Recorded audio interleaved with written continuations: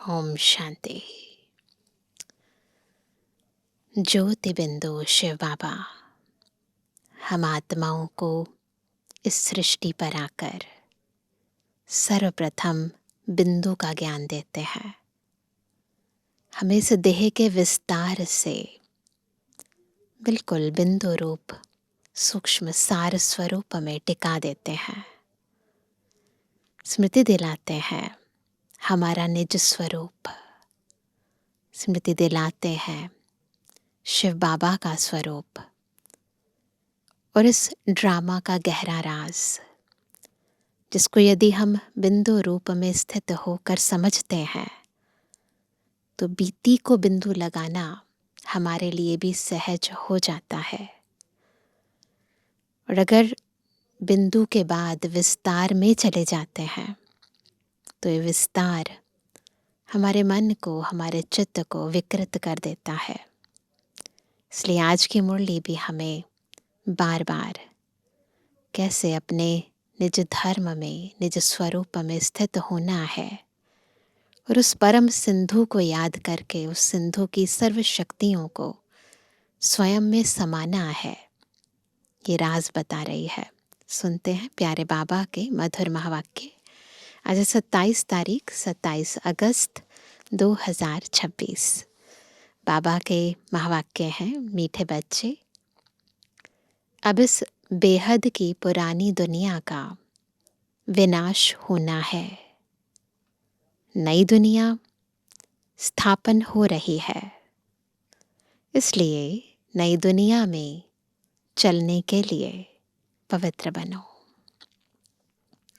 प्रश्न है, परमात्मा के बारे में तुम बच्चे कौन सी वंडरफुल बात जानते हो जो मनुष्यों की समझ से बाहर है?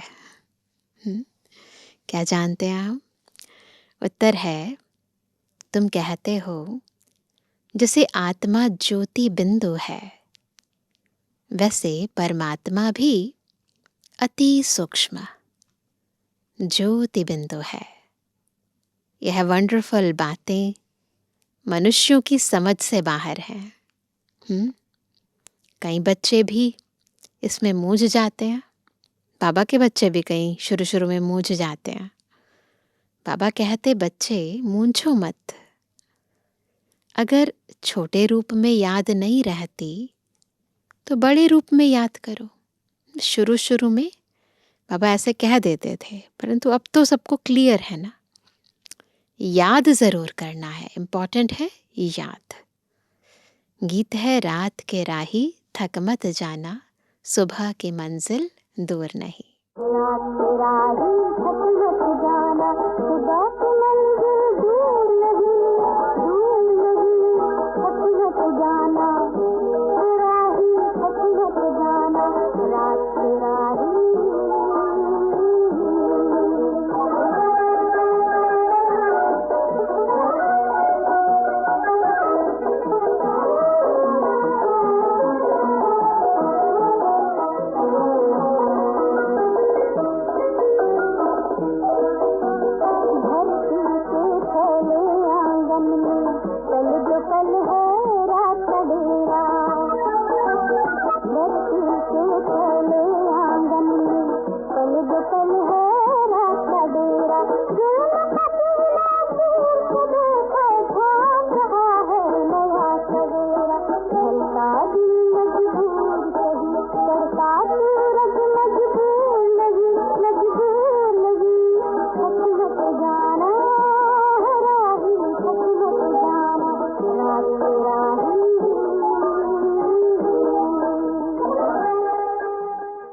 ओम शांति।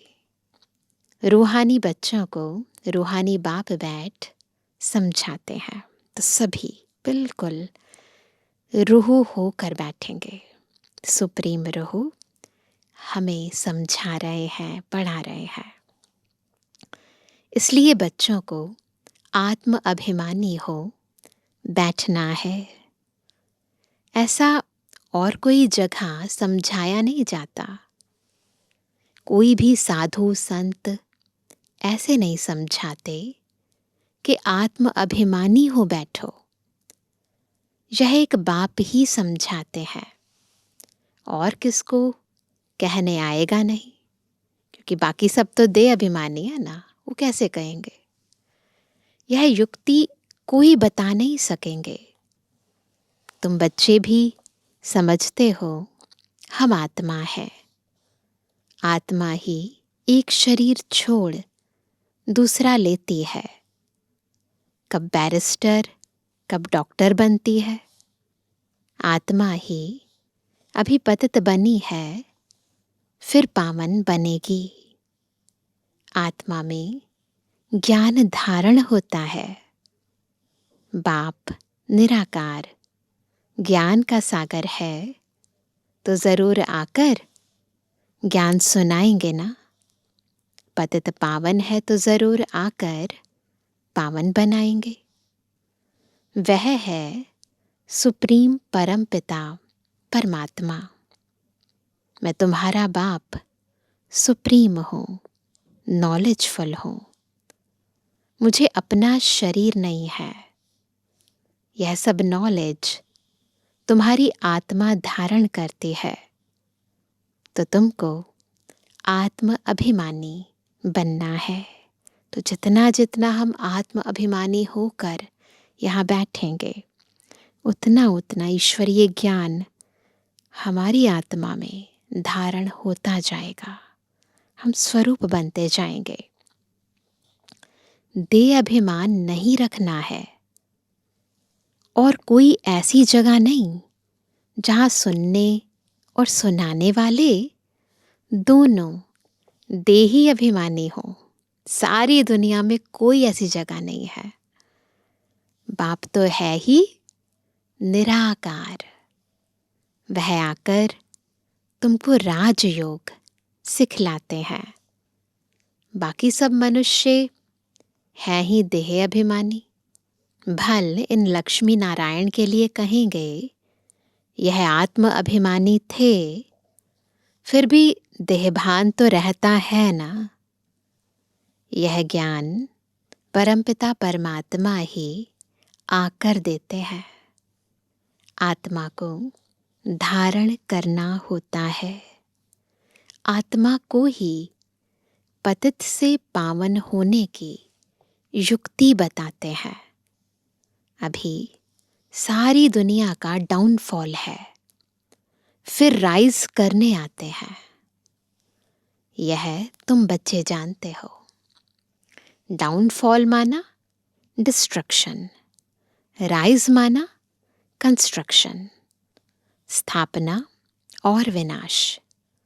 स्थापना किसकी? नई दुनिया की, स्वर्ग की स्थापना। और फिर पुरानी दुनिया हेल, नर्क का विनाश। डिस्ट्रक्शन और कंस्ट्रक्शन। कलयुग है पुरानी दुनिया, इसका विनाश जरूर चाहिए। विनाश की निशानी यह महाभारी महाभारत लड़ाई है। महाभारत का वृतांत महाभारत शास्त्र में दिखाते हैं। बाप ब्रह्मा द्वारा स्थापना करते हैं, सो तो जरूर नई दुनिया की करेंगे ना। खुद भगवान स्थापना कर रहे हैं तो नई दुनिया की रचना करेंगे ना। यह है बेहद का विनाश और बेहद की स्थापना। बाप ही नया मकान बनाएंगे बच्चों के लिए, फिर पुराना जरूर खलास कराएंगे। तुम समझते हो बाबा अब नई दुनिया स्थापन कर रहे हैं। इस ज्ञान द्वारा, योग द्वारा बाबा नई दुनिया की स्थापना कर रहे हैं। तमो प्रधान से फिर सतो प्रधान बनाने के लिए हमको तैयार कर रहे हैं। विनाश के लिए महाभारत की लड़ाई मशहूर है। कहते हैं यह वही समय है, वही स्टार्स आकर आपस में मिले हैं जो महाभारत के समय में थे। दुनिया में ऐसा कहते हैं ना कि ये वही ग्रहों की नक्षत्रों की दशा है जो महाभारत काल में थी। तो वह ऐसे कहते हैं कि वही स्टार्स आकर आपस में मिले हैं जो महाभारत के समय थे। इस सीढ़ी में भी लिखा गया है भारत के उत्थान और पतन की अद्भुत कहानी। इस लाइन में कल्प कल्प अक्षर भी आना चाहिए। शुरू से अंत तक मनुष्य 84 जन्म लेते हैं। यह भी तुम्हारी बुद्धि में है। मनुष्यों की बुद्धि को तो एकदम गोदरेज का ताला लगा हुआ है। हमारी बुद्धि का ताला खुल गया, उनकी बुद्धि का ताला तो अभी भी बंद है। इन बातों को मनुष्य को जानना है। आत्माएं यहाँ शरीर धारण करती हैं पाठ बजाने। तो ड्रामा के आदि मध्य अंत के क्रिएटर, डायरेक्टर, मुख्य एक्टर्स आदि को जानना चाहिए ना। अभी तुमको ड्रामा के आदि मध्य अंत, हु इज हु, सारे ड्रामा का पता पड़ गया है, शुरू से लेकर अंत तक। बाप द्वारा यह नॉलेज सारी मिल रही है। सृष्टि चक्र कैसे फिरता है, इनको कहा जाता है रूहानी नॉलेज। जिस्मानी ज्ञान को फिलॉसफी कहा जाता है। स्पिरिचुअल नॉलेज, रूहानी नॉलेज को ज्ञान कहा जाता है। अब यह सब बातें बच्चों की बुद्धि में बिठाई हैं। बच्चे जानते हैं अब 84 जन्मों का नाटक पूरा होता है। अभी हम वापस जाते हैं, परंतु पतित कोई वापस जा ना सके। नहीं तो इतने जप तप तीर्थ आदि क्यों करते? पवित्र बनने लिए ही गंगा स्नान करने जाते हैं। तो कहीं ना कहीं भक्ति में भी आत्मा को पता है कि यदि हमें मुक्ति को प्राप्त करना है, भगवान के पास जाना है, तो उससे पहले हमें पावन बनना है। इसीलिए ये यज्ञ करते हैं, व्रत रखते हैं, तप करते हैं, तीर्थ यात्राएं करते हैं, गंगा स्नान करते हैं। तो बाबा कहते हैं परंतु उससे कोई पावन तो बन नहीं सकते, इसलिए वापस कोई जा नहीं सकते। गपोड़े तो बहुत लगाते हैं कि फलाना पार निर्वाण धाम गया, ज्योति ज्योत समाया। बाप ने समझाया है वापस कोई जाता नहीं है। सब एक्टर्स यहाँ ही है। जब 111 में आने वाले लक्ष्मी नारायण की आत्मा भी यही है, तो फिर बाद वाली आत्माएं तो यही होंगी ना। अभी नाटक पूरा होता है तो सभी स्टेज पर खड़े हुए हैं। अभी सब यहाँ मौजूद हैं। मनुष्यों को पता नहीं कि बौद्धि, क्रिश्चियन आदि कहाँ है। तुम समझते हो जो सब आत्माएं ऊपर से यहाँ आई हैं, वह सब इस समय तमु प्रधान है। तमु प्रधान से सतु प्रधान कल्प पहले भी बने थे। बाप ही आकर स्थापना विनाश कराते हैं। कहते भी हैं यह ज्ञान राजाओं का राजा बनाने वाला है। इतना पावरफुल है ये ज्ञान। यह बेहद के बाप ने कहा है कि मैं तुमको राजाओं का राजा बनाता हूं। श्री कृष्ण तो स्थापना नहीं कराते। क्रिएटर बाप है। बाप ही आकर समझाते हैं कि तुम मुझे बुलाते ही तब हो जबकि सृष्टि पतित है। ऐसे नहीं कि मैं नई सृष्टि रचता हूं। जैसे दिखाते हैं प्रलय हुई, यह सब रॉन्ग है।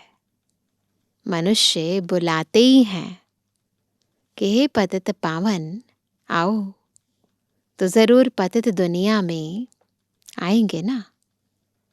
बाप ही आकर श्री कृष्णपुरी का साक्षात्कार कराते हैं। ज्ञान द्वारा भी साक्षात्कार होता है। जैसे जैसे बाबा बोलते जाते हैं वैसे वैसे हमारी बुद्धि से हमें वो दृश्य दिखाई देने लगता है। तो एक है दिव्य दृष्टि से दिखाना, एक है दिव्य बुद्धि से दिखाना। दिखाते हैं श्री कृष्ण पीपल के पत्ते पर सागर में आया। यह है ठीक बात। नई दुनिया में फर्स्ट श्री कृष्ण ही आते हैं, है ना। परंतु दिखाने का तरीका अलग है। यानी उस समय सारी सृष्टि पर एक ही पवित्र आत्मा सबसे पहले आती है। बाबा कहते सागर में नहीं परंतु गर्भ महल में आते हैं, क्योंकि उस समय दुनिया छोटी सी होती है, भारत भी छोटा सा होता है, तो उसे पीपल के पत्ते के शेप में दिखाते हैं। अंगूठा चूसते बड़े आराम से गर्भ महल में रहते हैं। सतयुग में जो भी बच्चे होते हैं गर्भ महल में रहते हैं, गर्भ जेल में नहीं रहते हैं, बहुत आराम से रहते हैं।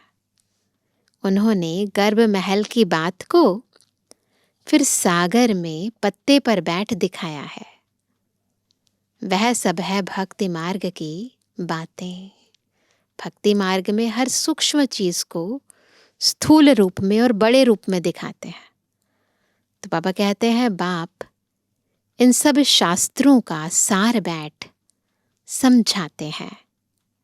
यहाँ गर्भ जेल में रहते हैं, तब कहते हैं हमको बाहर निकालो, फिर हम पाप नहीं करेंगे। परंतु रावण की दुनिया में पाप तो होते ही हैं, फिर भी पाप करने लग पड़ते हैं। तुम आधा कल्प जेल बर्ड्स बन जाते हो। चोर लोगों को जेल बर्ड्स कहते हैं। आदत हो जाती है ना, तो बार बार जेल में आते रहते हैं, बाहर निकलते रहते, फिर भी चोरी करते रहते हैं और जेल में जाना पड़ता है, इसलिए जेल बर्ड्स कहते हैं। बाप ने समझाया है यह रावण राज्य है, विकारों का राज्य है। वहां तो यह बातें होती ही नहीं, जेल भी नहीं होती, चोरी भी नहीं होती। वह है ही राम राज्य। वहां न गर्भ जेल है और ना वह जेल होती है ना। ना गर्भ जेल होती है ना वो जेल होता है। कोई चोरी नहीं करते, कोई दुख नहीं देते। यहाँ तो कितने मनुष्य जेल में पड़े रहते हैं।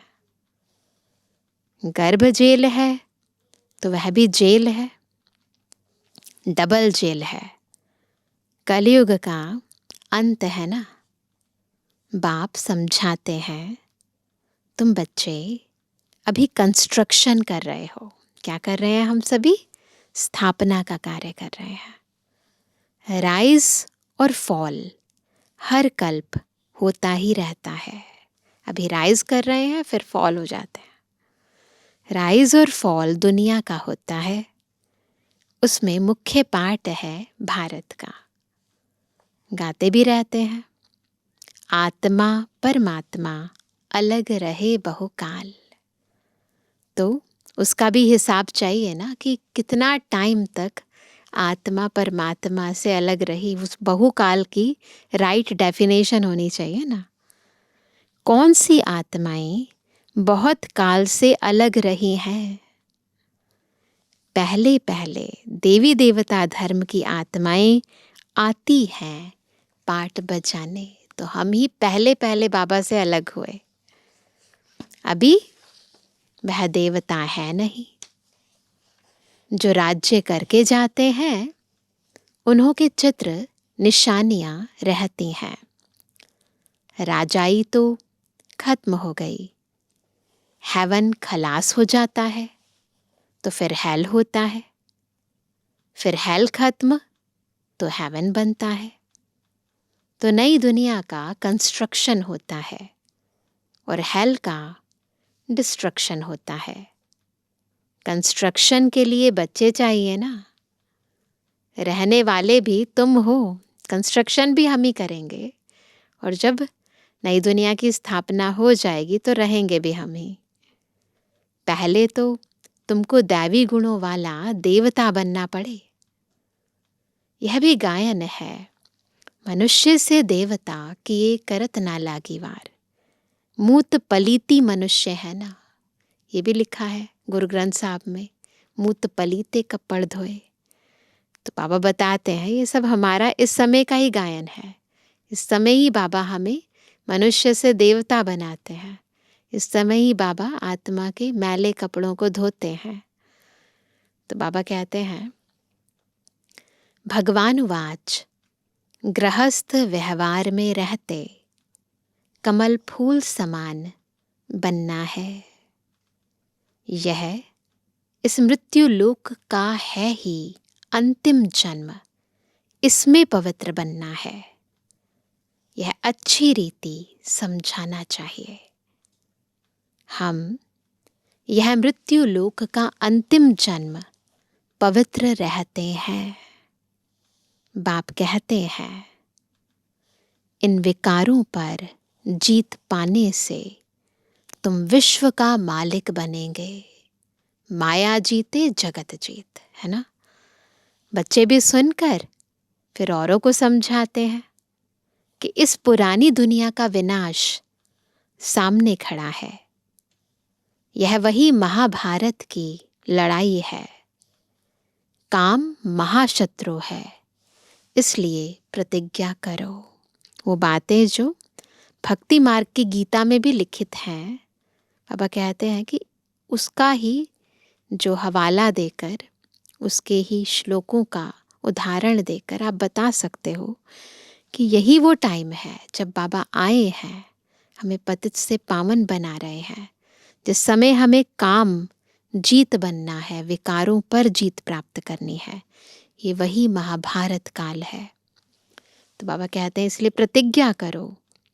अभी तुम समझते हो हम पवित्र बनते हैं, इस पुरानी दुनिया का विनाश जरूर होना है, उनके पहले पवित्र जरूर बनना है, ताकि जब विनाश हो फिर स्थापना भी हो, और स्थापना के बाद जब नई दुनिया हो तो पवित्र हम देवी देवताएं इस सृष्टि पर आ सकें। इसलिए बाबा कहते हैं पवित्र जरूर बनना है। उससे पहले विनाश होता है फिर तो बात मत पूछो, हाहाकार हो जाता है, बहुत कड़ा मौत है, तुम देख भी नहीं सकेंगे। कोई का ऑपरेशन होता है तो कमजोर लोग ठहरते नहीं, गिर पड़ते हैं, बेहोश हो जाते हैं देखते ही। इसलिए डॉक्टर लोग फैमिलीज को तो अलाउ नहीं करते। जब ऑपरेशन थिएटर में जाते हैं तो फैमिलीज को अलाउ नहीं करते। यह तो कितना भारी ऑपरेशन होगा, एक दो को मारते रहेंगे। यह है डर्टी दुनिया, कांटों का जंगल। सतयुग को कहा जाता है गार्डन ऑफ फ्लावर्स, फूलों का बगीचा। देवताएं चैतन्य फूल है ना। मनुष्य तो समझते हैं बहिश्त में कोई फूलों का बगीचा होता है, जो सुनते हैं सो कह देते हैं। गार्डन ऑफ अल्लाह कहते हैं ना, फिर ध्यान में भी गार्डन देखेंगे। अल्लाह ने हाथ में फूल दिया। बाबा के टाइम पर एक मुसलमान पठान होता था, तो उसने बाबा को बताया कि ऐसे ऐसे मुझे दिखाई दिया। तो बाबा उसी का ही एग्जाम्पल देकर कहते हैं, बुद्धि में ही खुदाई बगीचा है। भक्ति मार्ग में साक्षात्कार करने के लिए भक्ति करते हैं। साक्षात्कार हुआ तो कहेंगे सर्वव्यापी है ना। जो पास्ट हुआ सो फिर होगा। बच्चे जिस पोशाक में जैसे आए हैं ऐसी पोशाक में फिर कल्प बाद आएंगे। जो पोशाकें हमने कल्प कल्प पहनी हैं फिर दोबारा पहनेंगे। ड्रामा को कोई अच्छी रीति समझते हैं। बाबा के पास कोई आते हैं तो बाबा पूछते हैं आगे कब आए हो, यही क्लैरिफाई करने के लिए कि ड्रामा का राज समझा है। अगर समझ गए हैं तो बाबा को राइट आंसर देते हैं। तो कहते हैं हाँ बाबा, आपसे कल्प आगे भी मिले थे, आपसे वर्षा लेने आए थे। बाप पूछते हैं क्या मर्तबा पाया था। बाबा मम्मा कहते हैं तो ज़रूर उन्हों के घराने में आएंगे। बाबा कहते हैं ऐसा पुरुषार्थ करो जो ऊंच पद पाओ। यह सब बातें तुम्हारी बुद्धि में है, बरोबर लड़ाई भी है। नरक विनाश तो होना ही है। तुम्हारे पास चित्र बड़े फर्स्ट क्लास हैं। यह श्री कृष्ण के 2 गोले वाला चित्र भी छपाना चाहिए। देखा है ना, श्री कृष्ण के हाथ में सतयुग का गोला और लात मार रहा है नरक के गोले को। इसमें बड़ा क्लियर है, स्वर्ग के द्वार खुलते हैं तो नरक तरफ लात है। तुम्हारा भी मुंह है स्वर्ग तरफ। मन यानी मन और बुद्धि स्वर्ग की तरफ है। यह तो बिल्कुल एक्यूरेट बात है। जानते हो, अभी हमको घर जाना है तो घर को ही याद करना पड़े, पुरानी दुनिया को भूलना पड़े।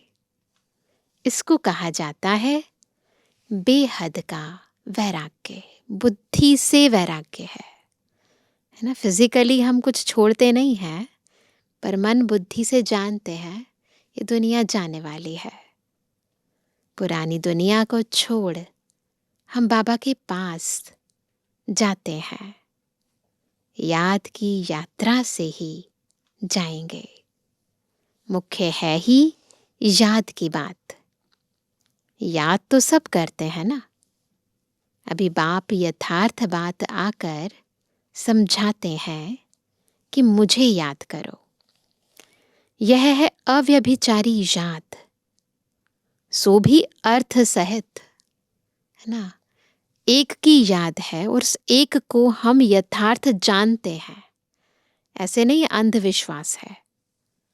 तुम जानते हो शिव बाबा भी बिंदी है।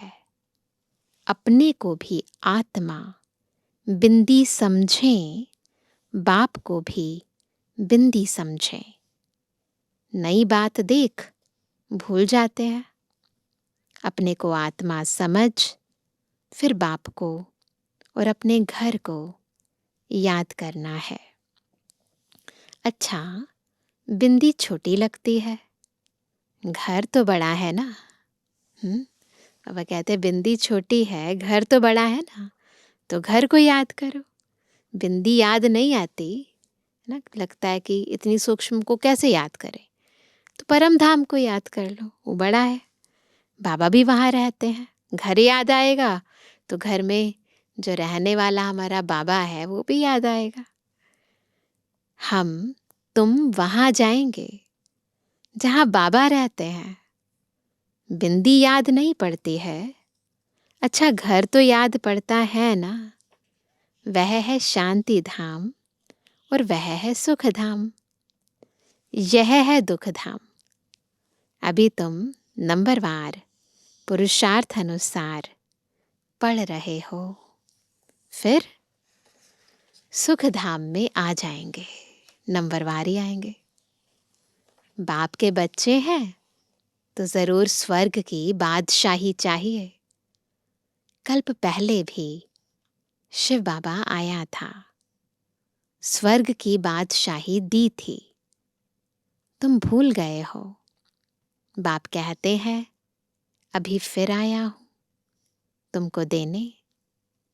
कितने बार तुमने राजाई ली और गवाई है ना, अनगिनत बार।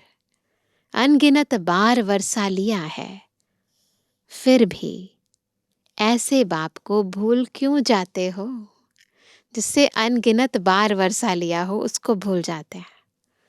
माया के तूफान से बहुत लड़ाई होती है, इसलिए नाटक भी दिखाते हैं। माया उस तरफ खींचती है, प्रभु इस तरफ खींचते हैं। ज्ञान में विघ्न नहीं पड़ते, याद में विघ्न पड़ते हैं। इसमें ही मेहनत है। अब बाप कहते हैं महारथी बनो। इस पुरानी दुनिया को तो आग लगनी है। इस यज्ञ में सारी पुरानी दुनिया स्वाहा होनी है, तो महावीर भी बनना है। तुम बच्चों को अखंड, अटल, अडोल राज्य पाना है। कैसा राज्य? अखंड, अटल, अडोल। तुम्हारा बुद्धि योग बाप के साथ ऐसा रहे जो भल कितना भी तूफान आए, माया कुछ कर ना सके। यह है तुम्हारी पिछाड़ी की अवस्था।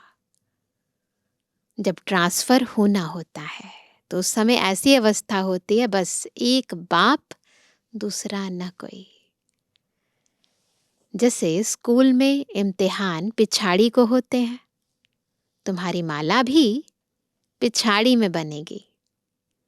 तुमको बहुत साक्षात्कार होगा, फलाने यह बनेंगे, फलाना ये बनेगा, ये दासी बनेगी, ये सब बताएंगे। उस समय तो कुछ भी कर नहीं सकेंगे, रिजल्ट आउट हो गया, फिर थोड़ी ना कुछ होगा, फिर पछताना पड़ेगा। यह हमने क्या किया, श्रीमत पर क्यों नहीं चला। परंतु अंत समय में कुछ हो नहीं सकेगा। ऐसे बहुत पछताते हैं मनुष्य, किसका खून कर फिर बाद में पछताते हैं। परंतु खून तो हो गया, फिर क्या कर सकेंगे।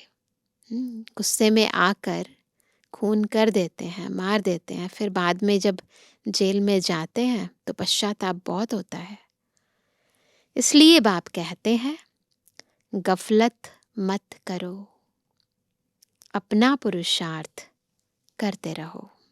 अच्छा मीठे मीठे सिकंदर जवानी बच्चों पे जुबानी बाप दादा का दिल जान सको प्रेम से नंबरवार प्रसाद अनुसार यादगार और बुद्धवानी। रूहानी बच्चों की रूहानी बाप दादा को गुड मॉर्निंग, नमस्ते नमस्ते नमस्ते। धारणा के लिए मुख्य सार है, पहला, 84 जन्मों का नाटक अभी पूरा होता है, वापस घर चलना है। इसलिए आत्म अभिमानी रहे, पावन बनना है, देह अभिमान मिटाना है। दूसरा, अर्थ सहित अपने को आत्मा बिंदु समझ, बिंदु बाप की अव्यभिचारी याद में रहना है। महावीर बन अपनी अवस्था अडोल, अचल बनानी है। वरदान है, व्यर्थ की लीकेज को समाप्त कर समर्थ बनने वाले कम खर्च बाला नशीन भवा। कैसे बनेंगे कम खर्च बाला नशीन? अगर व्यर्थ की लीकेज को खत्म करेंगे तो समर्थ बनेंगे और फिर कम खर्च बाला नशीन बन जाएंगे। खर्चा कम होगा, प्राप्ति ज्यादा होगी।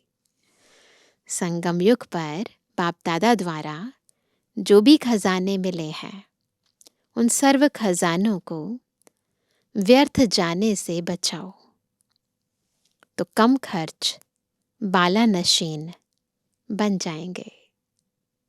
व्यर्थ से बचाव करना अर्थात समर्थ बनना। जहां समर्थी है वहां व्यर्थ जाए, यह हो नहीं सकता।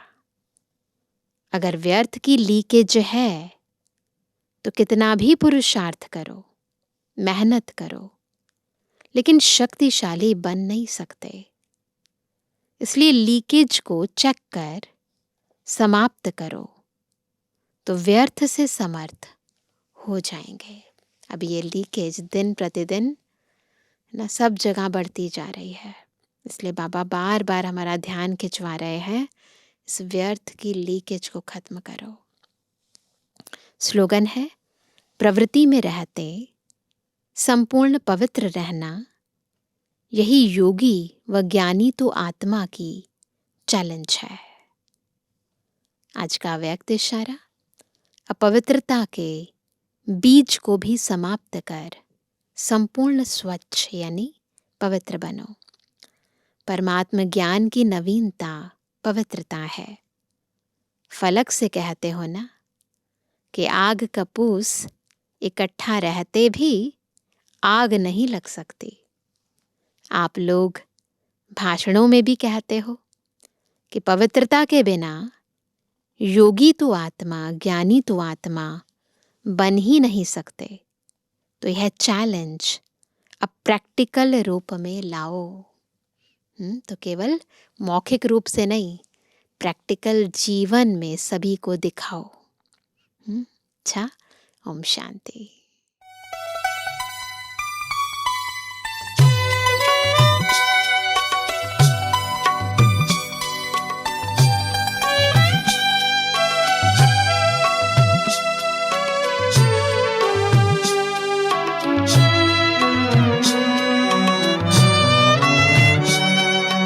वक्त है कम लंबी मंजिल, तुम्हें तेज कदम चलना होगा।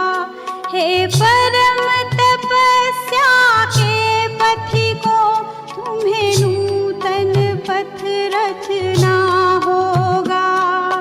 वक्त है कम लंबी मंजिल, तुम्हें तेज कदम चलना होगा।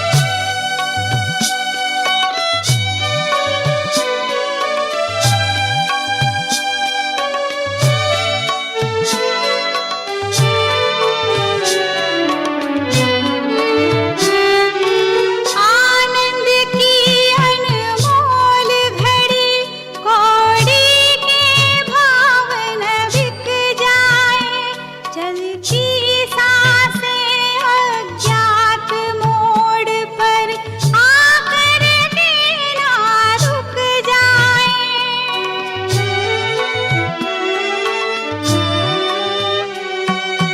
आनंद की अनमोल घड़ी कौड़ी के भाव न बिक जाए।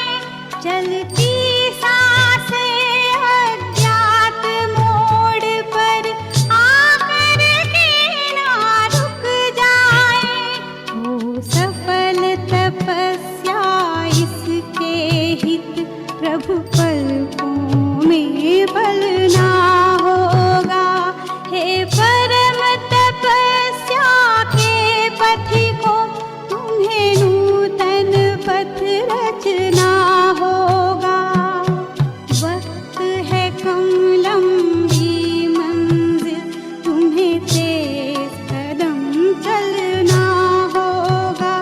हे परम तपस्या के पथिकों, तुम्हें नूतन पथ रचना होगा।